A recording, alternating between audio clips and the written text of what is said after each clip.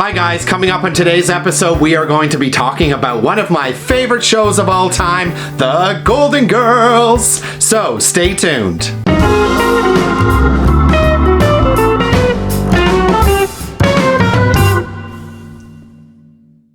So what's The Golden Girls about, you ask? Well, shame on you if you've never seen an episode. We need to change that, and that's why I'm doing this video.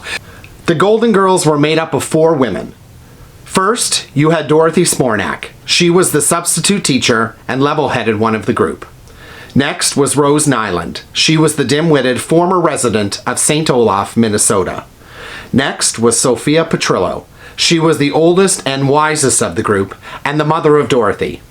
Then last, but certainly not least, you had Blanche Devereaux. She was the man-hungry vixen of the group. When these 4 women got together, hilarity ensued. So guys, most of you who know me know that I'm a huge, probably the hugest fan in the world of Golden Girls.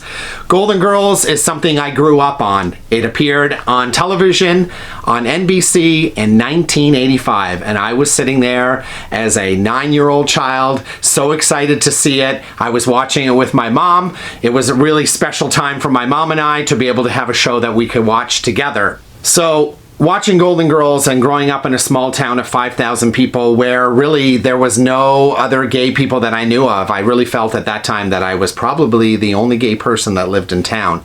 And even as a young kid, I mean, I didn't realize that I was gay yet, but I knew I was different. I knew I was going to be special.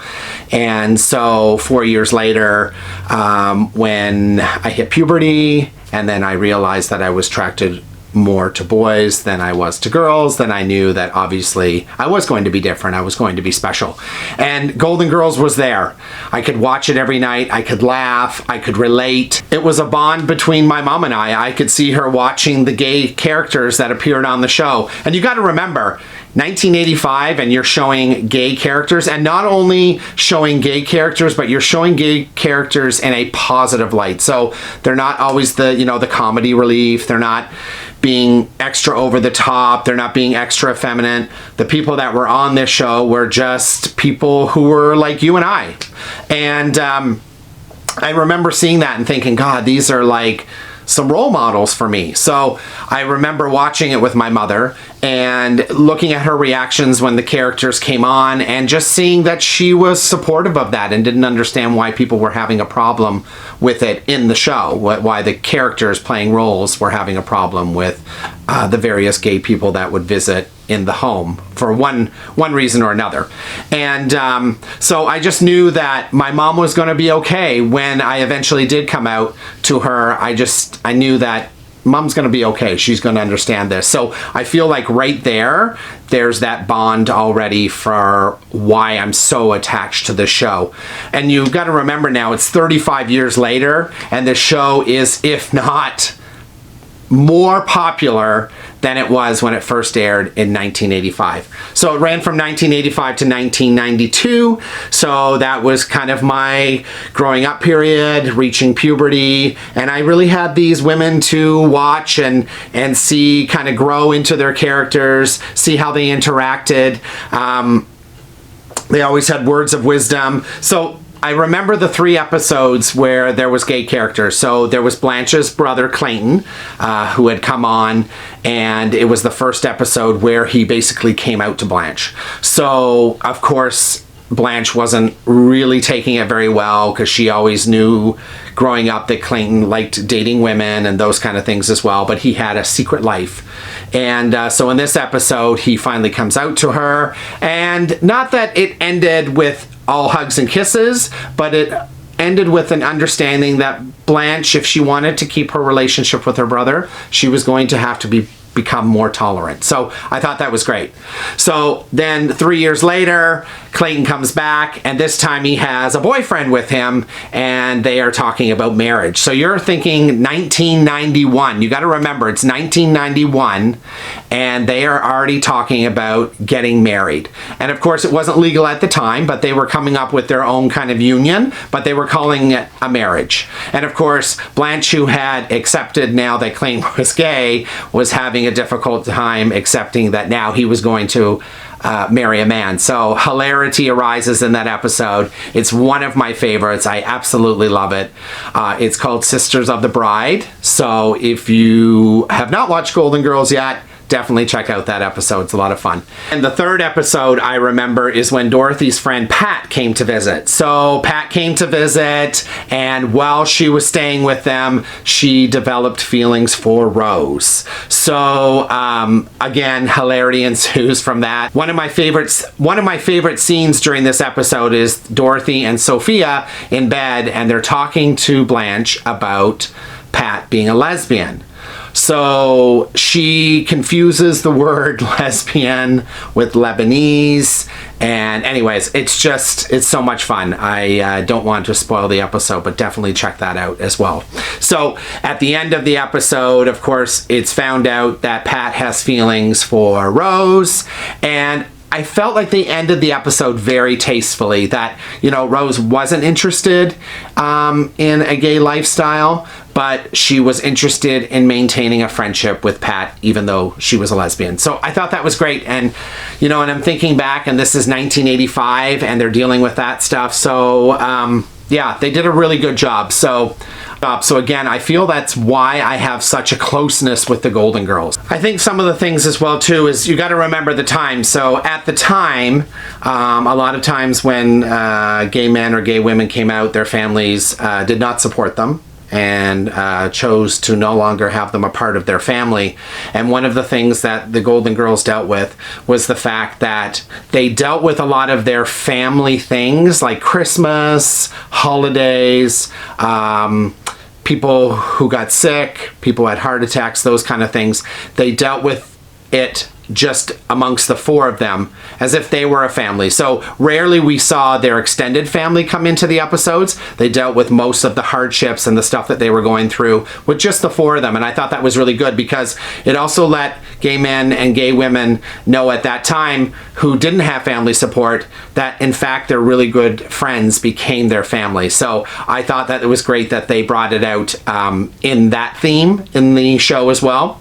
Another thing is, of course, B. Arthur was a huge gay icon in the 1970s when she was on the show Maude. So, of course, when she came over to the Golden Girls, there was already a huge gay following coming along with B. Arthur. So my favorite character, and the one that I feel like I most relate to, is Dorothy. So Dorothy, I feel like, is a lot like me, and friends that have recently started watching the show text me and they'll say, oh my God, you and Dorothy are like one and the same. So obviously Dorothy helped raise me to be the person that I am today. So what I like about Dorothy is that she can be serious, but at the same time she can let her hair down and have a little fun with the rest of the girls as well too. She's kind of the glue that kind of pulls everyone together, sticks them all together, because the other three are kind of off doing a lot of crazy things, and Dorothy is the grounding person in this group. And I feel like in a lot of ways I'm kind of the grounding person in a lot of my group friendships. Also, I can dish out those one-liners as well, and I can give sarcasm as good as you can give it back to me. So I definitely relate with Dorothy. She's my favorite character. I laugh every time I see her on TV. So one of the things I really liked about the show is that they showed through the characters how you can be a friend to gay people.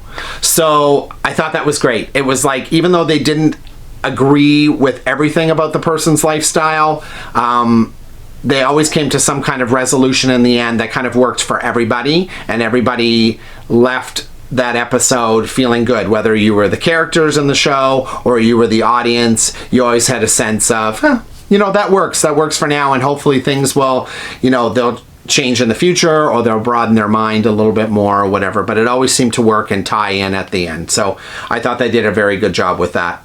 One of the other things that I loved about this show is that these ladies demanded so much attention, they didn't care what other people thought of them. And I just think that was great.